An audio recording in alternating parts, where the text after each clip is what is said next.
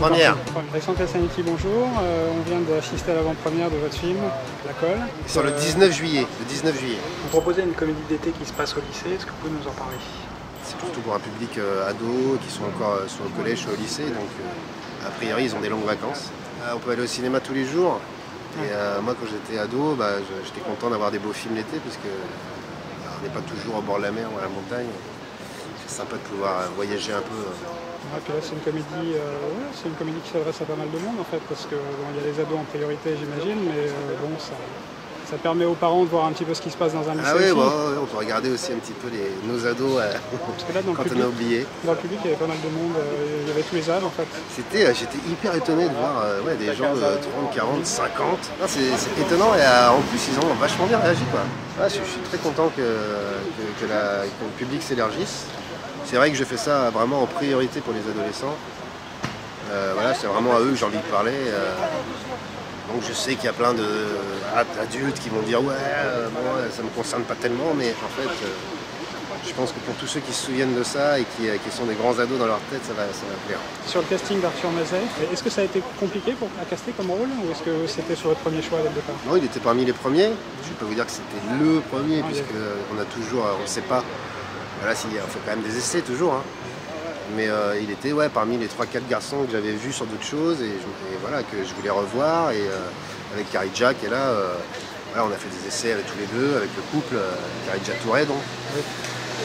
Pareil, que j'avais vu dans Monde Défi et que j'avais trouvé super. Et donc voilà, on a fait des essais, mais c'est vrai que je les avais déjà vus tous les deux, donc j'y pensais. Évidemment, on commence par les rôles principaux, entre guillemets, puisque c'est quand même un film de groupe, donc ils sont presque tous principaux, mais c'est vrai qu'au centre, il y a l'histoire d'amour entre Arthur et Kharidja, et donc on a commencé par ça. Et puis après, une fois que j'étais content et que j'étais sûr de les avoir trouvés, on a lancé le casting des autres personnages. Le principe de la boucle, comment est-ce que vous avez abordé quand repartir en boucle et pour que ce soit jamais lancinant? C'est un des défis du truc. Moi j'adore les films de boucle temporelle, il y en a plein, et évidemment le premier qui a marqué tout le monde, Un jour sans fin, ou Le jour de la marmotte. Mais oui, j'ai donc regardé, revu pas mal de films, et puis je me suis rendu compte aussi qu'aujourd'hui on en a vu beaucoup, et que donc le principe c'est de faire confiance au spectateur, qui connaît souvent. Donc ça veut dire qu'on ellipse, tout simplement, pour éviter d'être ennuyeux, tout ce qu'on a déjà compris. Et donc petit à petit, je ne sais pas si vous avez remarqué, mais petit à petit, je suis de plus en plus dans l'action, en supposant que le spectateur comprend que c'est une nouvelle boucle. Et je ne reviens pas au début de la boucle pour dire « alors ça recommence ». Donc en fait, la première boucle, elle est un peu explicative, et puis après, voilà, ce qui évite d'être répétitif et ennuyeux, c'est qu'on va direct dans ce qui va changer dans la nouvelle boucle. Moi j'aime bien les films en fait où on ne prend pas trop pour un idiot, et en fait je sais que je suis actif. Je réfléchis en me disant « ah oui d'accord, donc il a dû faire ça avant ». Un peu comme Memento, c'est le genre de film vachement ludique, où il faut se refaire les films en même temps, quoi, à chaque fois en disant « attends, pourquoi il a fait ça? Ah oui, parce qu'il a dû faire ça avant ». Donc toutes ces mécaniques un peu, il faut faire un petit effort de réflexion. Moi je trouve que ça tient en éveil, et puis ça amuse aussi parce qu'on a l'impression d'être complice du scénario. C'est-à-dire que vraiment, on n'est pas que spectateur, on se dit attends, je suis sûr qu'il va faire ça. Oui, on se pose des questions. On est un peu, voilà. On se pose des questions, on se demande par où ça va partir. Exactement. Et du coup, moi, c'est ce que je trouve qui tient en haleine et qui tient vraiment pendant tout le film. On se demande toujours qu'est-ce que vous allez inventer. Oui, voilà, exactement. C'est ce que je voulais. Tant mieux. Voilà, je voulais vraiment que ça soit très ludique comme un jeu. En fait, c'est pour ça qu'il y a des levels dans le film. Il y a level 1, level 2. Parce que c'est un jeu vidéo, un petit peu de film où il faut passer le tableau. Ouais. Et quand on fait un tableau, je parle vraiment de jeu à l'arcade avec les tableaux classiques, quoi. Et donc quand il faut passer un tableau, voilà, on va jusqu'à une certaine étape. Après, on recommence tout depuis le début, on sait tout par cœur, on va à toute vitesse. Et vraiment on se demande mais qu'est-ce qu'il y a juste derrière cette porte, quoi. Il faut la passer, et là, bam, il y a un boss. Il y a un boss, ouais, voilà. Et t'es trop content de le voir parce que ça fait 15 fois que voilà, t'essayes, ça y est, tu ouvres la porte. Et hop, ça recommence derrière, il y a un nouveau niveau. Et je voulais vraiment que ça ait cette dynamique-là. Donc qu'on soit vraiment cette espèce d'attente hyper excitante de voir qu'est-ce qu'elle va bien pouvoir faire pour s'en sortir. Donc voilà, je suis content que ça ait marché parce que c'est un film pour s'amuser, quoi. C'est vraiment un film pour... Mais alors du coup, un film en boucle comme ça, à quel moment est-ce que vous avez compris comment vous alliez sortir de la boucle? Moi je le savais depuis le début. Mais en fait généralement quand on écrit une histoire, on a le début et la fin. Enfin, en tout cas, on a le début. Si vous avez déjà écrit une histoire, on a un super début. Après, on ne sait pas. Des fois, on s'arrête là. Puis quand on a la chance d'avoir une autre idée pour la fin, peut-être qu'on peut commencer à construire une histoire.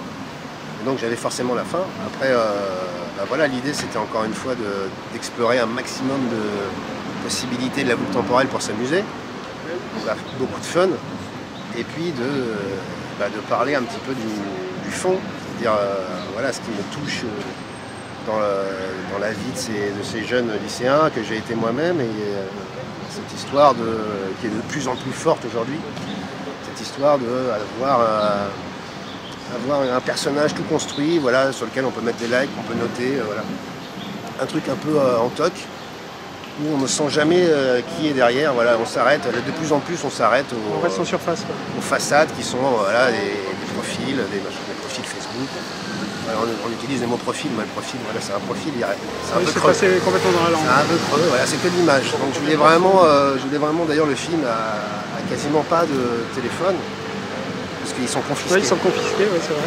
Et c'est ça qui leur permet de se parler en fait, vraiment. C'est-à-dire à un moment de se livrer, à un moment on n'est plus protégé par son écran, à essayer de faire la publicité de ce personnage imaginaire sur lequel on a été jugé. Oui, on n'est pas caché, ouais. Et On a découvert. il y a des collègues qui arrivent. Non, vas-y, je veux juste te casser les couilles. Comme vous pouvez voir, la verdure au niveau des corps, ce qu'on appelle un homme viril. Ah, ça c'est les années 70. On reconnaît plus personne, on a Harley Davidson. Là c'est Mourad, dans le film. Enchanté. Oussama, Enchanté. Karidja. Et ça c'est Layla. Bonjour. Ça sort le 19 juillet. Juillet. Et voilà, il faut en parler un maximum parce que c'est que des jeunes qu'on ne connaît pas, ou très peu, et qui méritent vraiment.